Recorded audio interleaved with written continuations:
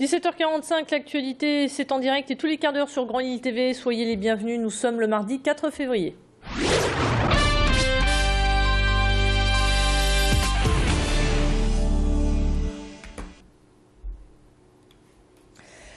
Les conseils généraux du Nord et du Pas-de-Calais se rapprochent un peu plus avec la première convention des départements. Depuis le 4 juillet dernier, la volonté est de resserrer les liens politiques et administratifs pour simplifier l'action publique, mais aussi de réaliser des économies en organisant des actions communes.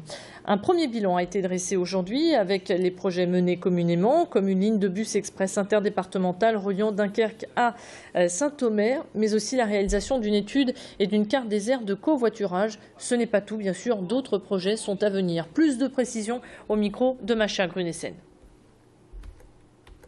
On a donné l'exemple des services départementaux d'incendie et de secours. Ça n'est pas rien, hein. Ce sont plusieurs milliers de personnes qui sont concernées et des tonnes de matériel pour lesquels il faut investir chaque année.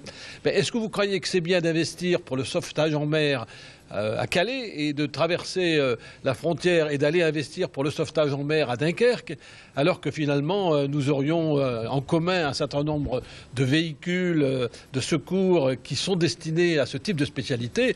On aurait fait des économies, on serait tout aussi efficace et peut-être qu'on aurait modernisé aussi nos moyens de secours. L'actualité, c'est aussi le lancement de Déclic Mobilité sur le Nord-Pas-de-Calais. Son but, contribuer au développement de la mobilité durable et à la réduction des gaz à effet de serre. Pour cela, il est demandé à chacun de revoir ses déplacements. Il faut savoir que 3/4 des nordistes empruntent chaque jour leur véhicule, alors que d'autres moyens de transport plus respectueux de l'environnement existent, tels que le vélo ou encore le covoiturage ou les transports en commun.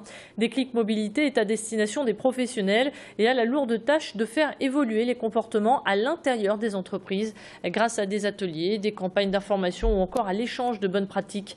Derrière ces petits efforts se cachent de réels enjeux communs. Plus de précisions sur ce concept au micro d'Adélaïde Bollard. Le grand défi de l'emploi, le grand défi du réchauffement climatique, le grand défi du surenchérissement du coût des énergies et des matières premières nous oblige à changer de modèle. Changer de modèle, ça veut dire transition écologique énergétique, ça veut dire troisième révolution industrielle, ça veut dire repenser l'aménagement durable du territoire, bien évidemment. Et donc la question des transports qui renvoie à ces trois défis, qui renvoie à ce changement de modèle, est essentielle. Collectivement, on va construire, on va revisiter les transports du futur, et ce n'est que comme ça que nous pouvons y arriver. Toujours qu'une nouvelle de Manon Val, 16 ans. Cette habitante de la Gorgue a été aperçue pour la dernière fois hier matin à Dunkerque. Elle a dormi dans une auberge de jeunesse. Manon est blonde aux yeux bleus, mesure 1m70-75 pour 50 kg. Elle portait un fuseau noir, un pull blanc et une doudoune noire au moment de sa disparition. 2 numéros de téléphone sont à votre disposition si vous avez aperçu cette jeune fille. Il la chouchoute pour qu'elle l'emmène droit à la victoire. Vincent, 23 ans, endossera le numéro 200 au départ de l'Enduropal qui se tiendra ce week-end au Touquet. Ce passionné de motocross a déjà fait ses preuves l'année dernière en terminant 200e sur les 1000 candidats. Une belle performance pour cet étudiant en comptabilité. Pour mettre toutes les chances de son côté et battre ses résultats de 2013, il s'entraîne régulièrement à l'Aune-Plage. Une phase de préparation assez éprouvante, comme il a tenu à nous l'expliquer au micro de Tanguy Lécluse.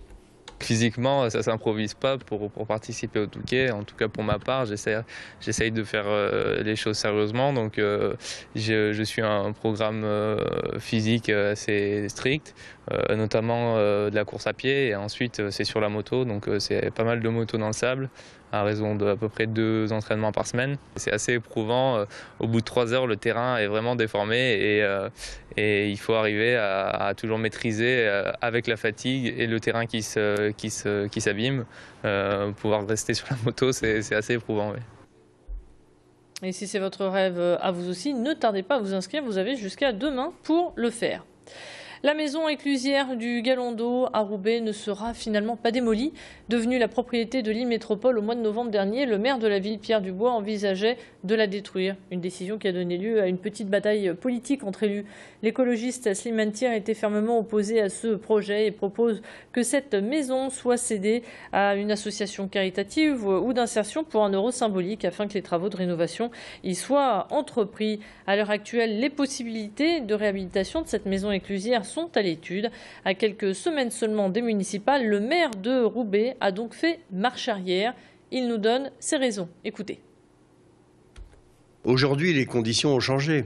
Les conditions ont changé tout simplement parce que le camp a été évacué et nous pouvons reprendre de façon beaucoup plus sereine et beaucoup plus approfondie la réflexion sur l'animation des berges et également le positionnement et le futur de cette maison éclusière.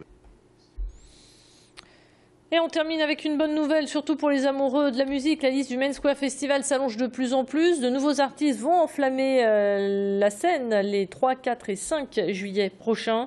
Au nom de Jack Johnson, Bertrand Cantat, London Grammar, John Butler Trio, Falls ou encore Yo Delis.